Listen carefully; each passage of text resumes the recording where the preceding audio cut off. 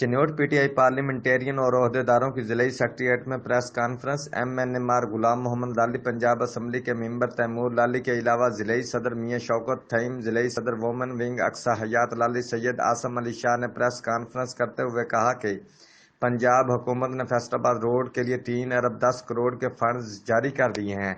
2.5 अरब फैसलाबाद जबकि 60 करोड़ सरगोदा रोड के लिए जारी किए गए हैं। जारी फंड में रोड्स के साथ मुल्हिका प्राइवेट जमीन खरीदने के लिए जारी किए गए हैं। 46 अड्डावा से फैसलाबाद तक 67 किलोमीटर वन वे रोड तमीर होगा। रोड के दोनों अतराफ 2-2 लाइनें चलाई जाएंगी। रोड के दरमियान 12 फुट का ग्रासी फुटपाथ होगा। सड़क की पायदारी के लिए दोनों अतराफ फुटपाथ और पानी के लिए नाले बनाए जाएंगे। सरगोदा से फैसलाबाद का सफर सिर्फ 1 घंटे में तय हो जाया करेगा। खस्ता हाल रोड होने की वजह से यहाँ सैकड़ों हादसात होते हैं। वजीर आला उस्मान बुज़दार ने 30 मार्च को रोड बनाने का वादा किया था।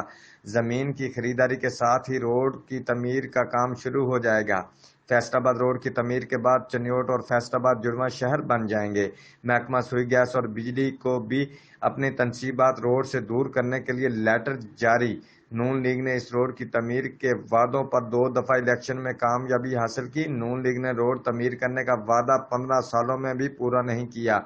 शहबाज शरीफ ने मुतअद्दिद बार सियासी जलसों और दौरों पर रोड बनाने का वादा किया था। रोड की तमीर के बाद फैसलाबाद का सफर सिर्फ 20 मिनट में तय हो जाया करेगा। रोड खराब होने की वजह से फैसलाबाद पहुंचने में 2 घंटे लगते हैं। रिपोर्ट मार सुहेल, ब्यूरो चीफ, जियो एक्सप्रेस न्यूज, चिन्योट।